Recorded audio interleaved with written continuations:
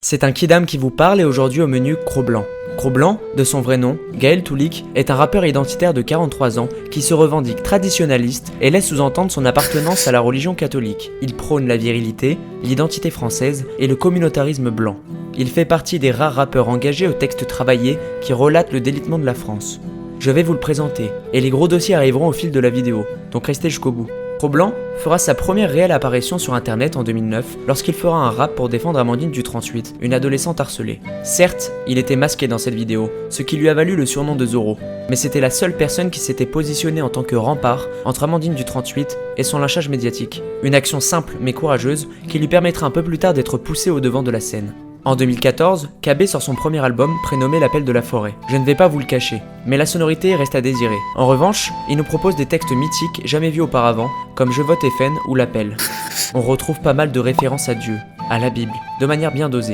Sa narration est prenante, les figures de style employées sont intéressantes. Cependant, je ne suis pas là pour faire une analyse de texte, je ne suis pas la chaîne de règlement. En 2015, Cro-Blanc s'associe avec Amalek et MC Amor pour sortir un rap nationaliste qui chamboulera internet.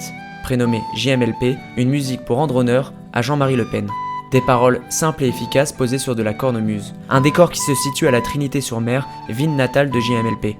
Une mise en scène simple, au milieu des menhirs, avec des t-shirts où il est inscrit Charlie m'essuie. On notera qu'ils n'ont pas été capables d'aligner correctement les couleurs de la France sur presque tout le clip, mais bon, c'est un point de détail de l'histoire. L'identité de ce clip a été faite dans l'unique but de faire polémique. Il est parsemé d'éléments qui ont instantanément fait réagir les journalopes, comme la présence d'une militante du GUD dès les premières secondes du clip, et le célèbre bar, le Crabe Tambour, tenu par le responsable de cette organisation. Ou encore à la fin du clip, la mise en scène du kidnapping d'une musulmane. Ce clip a essuyé un énorme bad buzz provoqué par les médias de gauche, propulsant ainsi le clip à plus d'1 million de vues. Cette visibilité entraînera comme toujours la censure de la vidéo, qui heureusement sera remise en ligne sur YouTube par les fans. Je peux avouer que le trio de rappeurs dont faisait partie Cro-Blanc a plus que servi notre cause, en occupant le milieu musical qui n'était jusque-là pas vraiment représenté par la droite conservatrice. Et effectivement, j'ai écouté KB et Amalek pendant des années à la suite de ce clip, mais vous avez vu le titre de cette vidéo. Je ne suis malheureusement pas là pour vanter les mérites de Cro-Blanc. Je suis venu vous montrer son véritable visage et tenter d'expliquer pourquoi je le qualifie d'imposteur.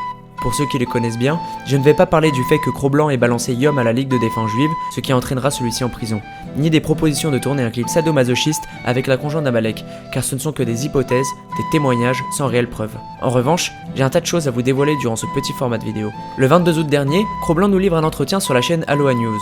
C'était inattendu. La chaîne a pour habitude de nous faire découvrir des rappeurs très cotés ou qui véhiculent tous les clichés habituels propres à ce genre musical. Au fil de l'entretien, KB se livre à nous et s'oppose sans prendre de pincettes à son interlocuteur. L'espace commentaire désactivé sous la vidéo nous montre l'efficacité qu'ont eu les propos de KB sur l'auditoire de la chaîne. Après avoir vu cet entretien, je me suis rendu compte que je ne m'étais jamais penché plus que ça sur son cas, que je ne connaissais que sa musique mais pas vraiment son personnage. J'ai décidé de me renseigner sur lui et je suis tombé sur sa chaîne KBG Stream. Et comme dirait le proverbe, on ne connaît pas quelqu'un tant qu'on n'a pas bu avec lui. C'est entre autres ce que j'ai fait avec KB.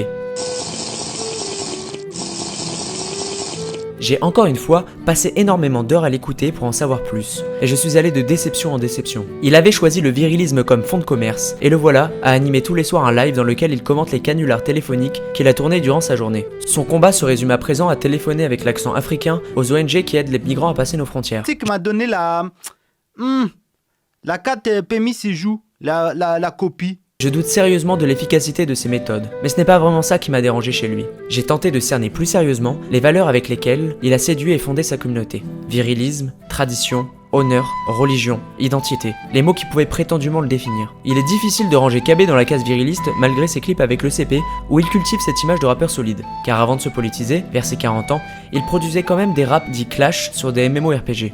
T'as moins de charisme que Jean-Pascal. Coup de petite pagno, ne prends jamais l'aggro du chacal. Sache que pendant que tu farmes la CDD, je tartine ta meuf. Et cette grognasse me dit d'accélérer sans stress. Je doute également qu'être addict à l'alcool, animateur de colo la nuit, ou encore rentrer dans des combats d'ego avec ses fans de 15 ans soit très viril. Je ne pense pas qu'être au top de la virilité soit absolument nécessaire pour proposer un contenu véhiculant nos valeurs. Sauf quand on a choisi comme toi de faire de cette virilité un commerce. On ne peut pas dire que tu es chrétien non plus.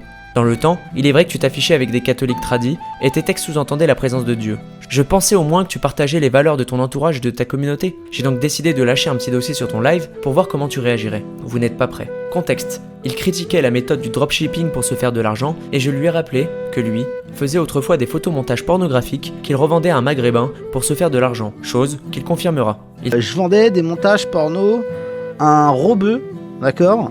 60 balles de l'heure. Il s'emportera très vite et nous dévoilera sa véritable vision du christianisme.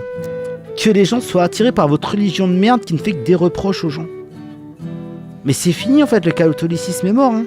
Et en plus de ça, il se paie le luxe de se foutre de notre gueule. Au-delà de son aversion pour le christianisme, il se permet de blasphémer. Certes, c'est son droit. En revanche, je trouve ça dégueulasse de sa part. Lui qui a été poussé et soutenu par énormément de chrétiens. Ceci est mon sang. Ceci est mon sang et voilà.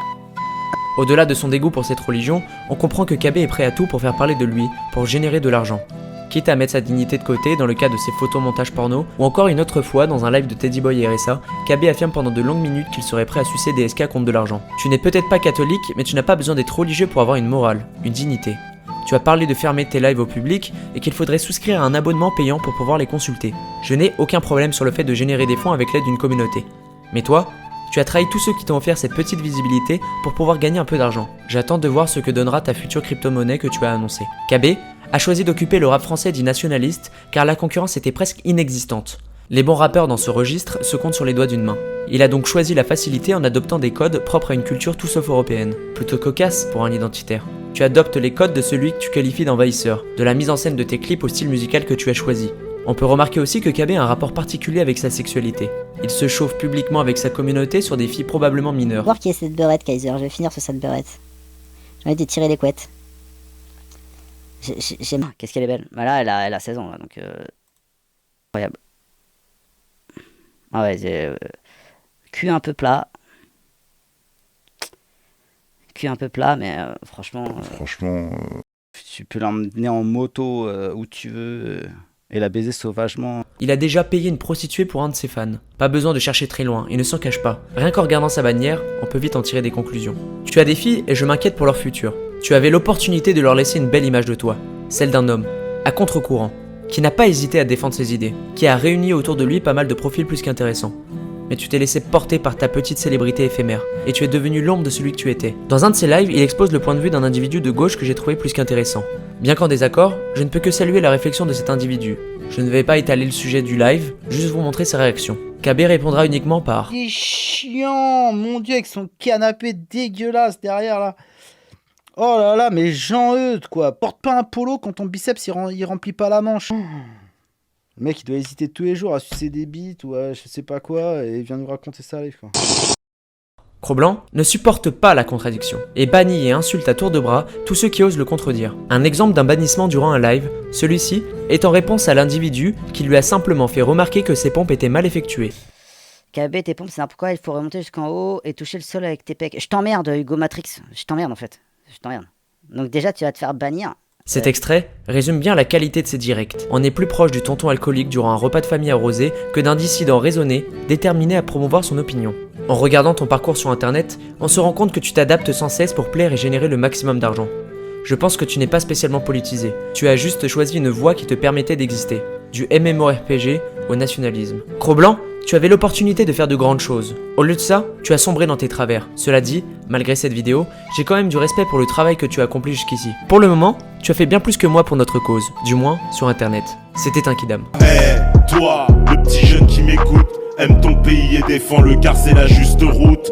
Hey, toi, le petit jeune qui m'écoute, prends le chemin des chevaliers combattant dans la joute. Hey, toi, le petit jeune qui m'écoute, aime ton pays et défend le car c'est la juste route. Hey, toi, le petit jeune qui m'écoute, prends le chemin des chevaliers combattant dans la joute.